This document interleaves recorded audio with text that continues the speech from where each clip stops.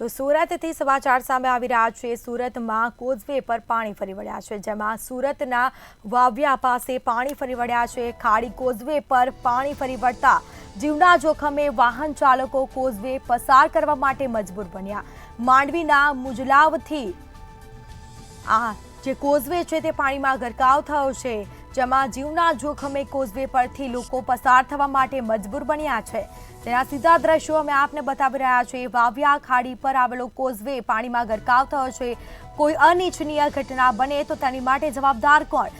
માંડવીના મુંજલાવથી બોધાન માર્ગ 6 દિવસથી બંધ છે। વરસાદને પગલે બારડોલી જતો માર્ગ પણ બંધ કરવામાં આવ્યો છે। જીવના જોખમે કોઝવે પરથી લોકો પસાર થવા માટે મજબૂર બન્યા। વધુ વિગતો સાથે સંવાદદાતા નલિન ચૌધરી ફોન લાઈન પર જોડાઈ ગયા છે। જી, આ કોઝવે છે તે પાણીમાં ગરકાવ થયો છે, જેના સીધા દ્રશ્યો પણ સામે આવ્યા છે। લોકો જીવના જોખમે ત્યાંથી પસાર થઈ રહ્યા છે, શું પરિસ્થિતિ?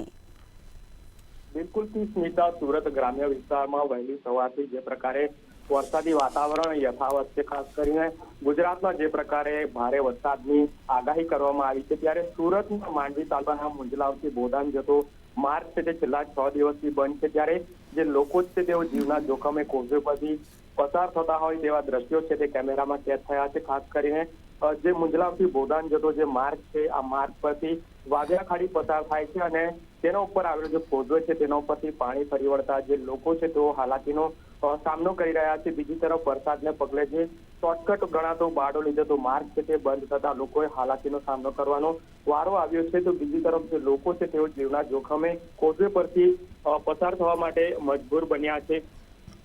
આ સાથે જે વાવિયા ખાડી પર આવેલું જે કોઝવે છે તેના પરથી પાણી ફરી વળતા જે વાહન ચાલકો છે, રાહદારીઓ છે, તેઓ જીવના જોખમે જે કોઝવે છે તેના પરથી પસાર થઈ રહ્યા છે। ત્યારે કોઈ અનિચ્છનીય જે ઘટના છે તે બને તો તે માટે જવાબદાર કોણ હશે તે અંગેના પણ અનેક સવાલો ઉભા થઈ રહ્યા છે।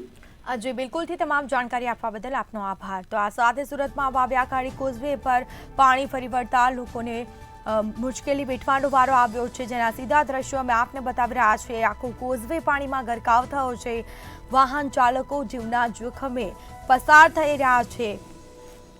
અવિરત વરસાદી માહોલ જામ્યો છે, જેના કારણે કોઝવે પાણીમાં ગરકાવ થયો છે। માંડવીના મુજલાવથી બોધાન માર્ગ 6 દિવસથી બંધ છે। વરસાદને પગલે બારડોલી જતો માર્ગ પણ બંધ કરવામાં આવ્યો। જીવના જોખમે કોઝવે પરથી લોકો પસાર થઈ રહ્યા છે। વાવિયા ખાડી પર આવેલ કોઝવે પાણીમાં ગરકાવ થયો છે। કોઈ અનિચ્છનીય ઘટના બને તો તેની માટે જવાબદાર કોણ તે એક મોટો પ્રશ્ન છે।